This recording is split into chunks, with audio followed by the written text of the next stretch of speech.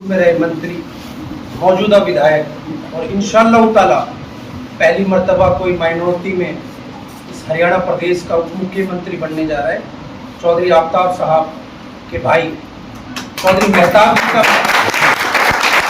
Ward number 6 Medina colony की तरफ से स्वागत व खैर मकदम करता हूँ। उनके साथ मौजूद हमारे बहुत ही अजीज, बहुत ही काबिल एहतराम मौलाना गफूर साहब, हाफिज मजीद साहब, आबिद दानीबाज, मेरे बड़े भाई अब्दुल सत्तार साहब, हाजी राशिद साहब, बरकत भाई और आसिफ भाई, साकिर भाई, तमाम लोग जो मदीना कॉलोनी के कल्लू भाई, उनकी तरफ से भी मैं जनाब का शुक्रिया और खैर मकदम करना चाहता हूँ।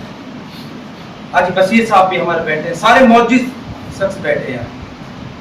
हमारा मेन मकसद ये है कि नूह वासियों की, खासतौर पर शहर वासियों की बहुत बड़ी जिम्मेदारी होती है विधानसभा चुनाव में, और ये विधानसभा चुनाव कोई आम चुनाव नहीं है। पिछले 10 सालों में नूह को जो विकास की गति भूपेंद्र सिंह हुड्डा जी जब हरियाणा के प्रदेश के सीएम थे, जो उरूज पे ले जाने का काम नूह की जब रहबरी जनाब प्राइवेट मंत्री आफ्ताब अहमद जी ने जो करी, चाहे वो मेडिकल कॉलेज लगा लो, 5 ITI लगा लो, मिनी सेक्रेटरीट लगा लो, वुमेन्स कॉलेज लगा लो, अनेकों ऐसी योजनाएं जहां से शिक्षा का स्तर तो बड़ा ही बड़ा था, लोगों के लिए रोजगार का स्तर भी बहुत काफी बढ़ाने का काम चौधरी आफ्ताब अहमद साहब ने। आज प्रदेश में एक अलग माहौल है। भारतीय जनता पार्टी को लोगों ने नकार दिया है और जो इनेलो के प्रत्याशी हैं उनके वालिद मोहतरम भारतीय जनता पार्टी में है, बेटा इनेलो में है, और इनेलो हमेशा से ही भारतीय जनता पार्टी की बी टीम रही है।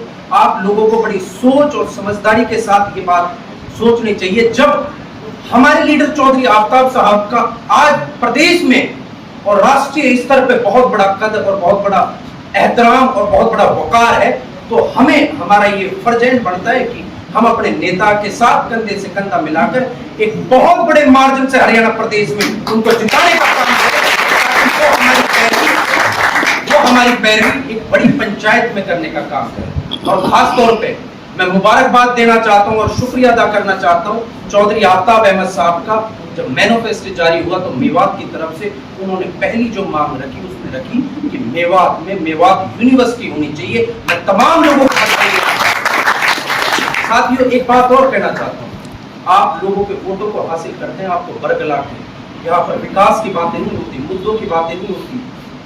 जिस तरीके से 36 बिरादरियों का भाईचारा खत्म करने का ठेका इन लोगों ने रखा है जो आज इनेलो पार्टी से लड़ रहे हैं।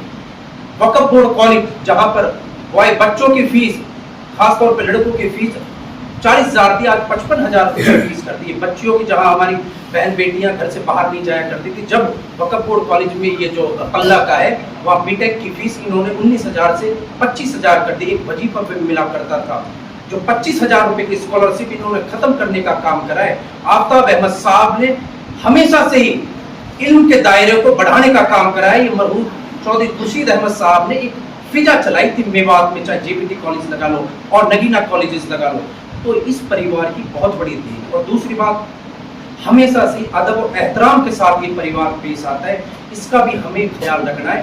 अब की बार मजबूती देने का काम करें। और मैं यकीन तौर पे कह सकता हूँ कि हमारे मौजूद साथी सब लोग बैठे हैं, हमारे बड़े हैं, अब्दुल गफ्फार साहब है, हाफिज मजीद साहब है, बशीर साहब है, राशिद साहब, बरकत साहब, इंशाअल्लाह ताला आपको यहाँ वोटिंग परसेंटेज मदीना कॉलोनी में 100% में से 99% वोट चौधरी आफ्ताब अहमद साहब।